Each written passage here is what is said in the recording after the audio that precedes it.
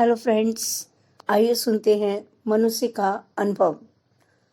हमारे जीवन में कई घटनाएं ऐसी घटती हैं जो कभी हमें गुदगुदा देती हैं तो कभी वे ताउम्र सबक की भांति याद रहती हैं।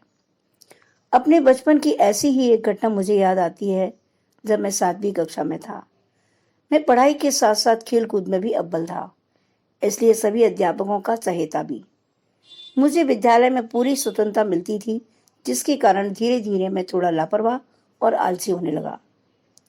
विद्यालय अक्सर देर से आना या गृह कार्य अधूरा छोड़ देना अथवा खेल अभ्यास में न जाना धीरे धीरे मेरी आदत हो गई थी। माँ ने मुझे कई बार समझाया, लेकिन मैं तो अपनी दुनिया में ही खोया हुआ था। हमारे शहर में हर वर्ष सभी विद्यालयों की दौड़ प्रतियोगिता का आयोजन किया जाता था। मैंने भी हर बार की तरह प्रतियोगिता में भाग लिया, लेकिन एक बार भी अभ्यास के लिए नहीं गया, क्योंकि हर वर्ष तो मैं ही प्रथम आता था। संयोगवश इस वर्ष यह आयोजन हमारे स्कूल में हुआ। नियत समय पर दौड़ प्रतियोगिता आरंभ हुई और पहले राउंड में मैं प्रथम आया। चारों तरफ तालियों की गड़गड़ाहट होने लगी। सब बच्चे मेरा नाम लेकर चिल्लाने लगे तो मेरी छाती गर्व से फूल गई। मैं दुगने उत्साह के साथ फिर जुट गया। थोड़ा दौड़ने के बाद मैंने अपनी गति धीमी कर ली, क्योंकि मुझे यकीन था कि जीत तो मेरी ही होगी। मैं अपनी ही धुन में दौड़ा जा रहा था, न जाने मैं क्या क्या सपने देख रहा था। जब मैं अपने ख्यालों की दुनिया से बाहर आया तो देखा कि मैं दौड़ में पिछड़ गया हूँ, पर अब पछताने के सिवा मेरे पास कोई चारा नहीं था। जब प्रतियोगिता का परिणाम सुनाया गया तो सब स्तब्ध रह गए कि जो बच्चा लगातार 3 वर्षों से चैंपियन रहा है, वह आज तीसरे स्थान पर है। मैं अब उदास रहने लगा।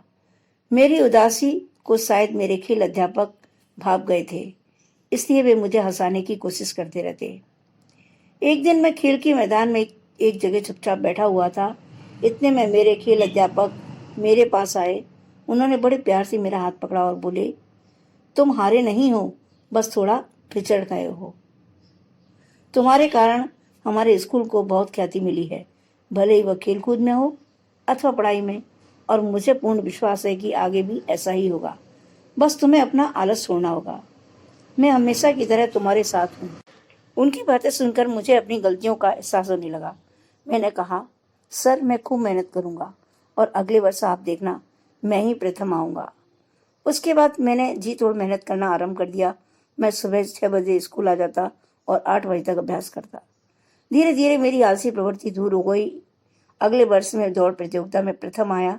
इसके साथ ही मैंने वार्षिक परीक्षाओं में भी पूरे शहर में प्रथम स्थान प्राप्त किया। तो वो कहते हैं ना कि डूबते को तिनके का सहारा काफी होता है।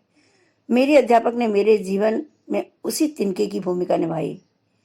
उनके द्वारा कहे हुए शब्द आज भी मेरे मानस पटल पर अंकित हैं तथा अनवरत मुझे आगे बढ़ने की प्रेरणा देते रहते हैं।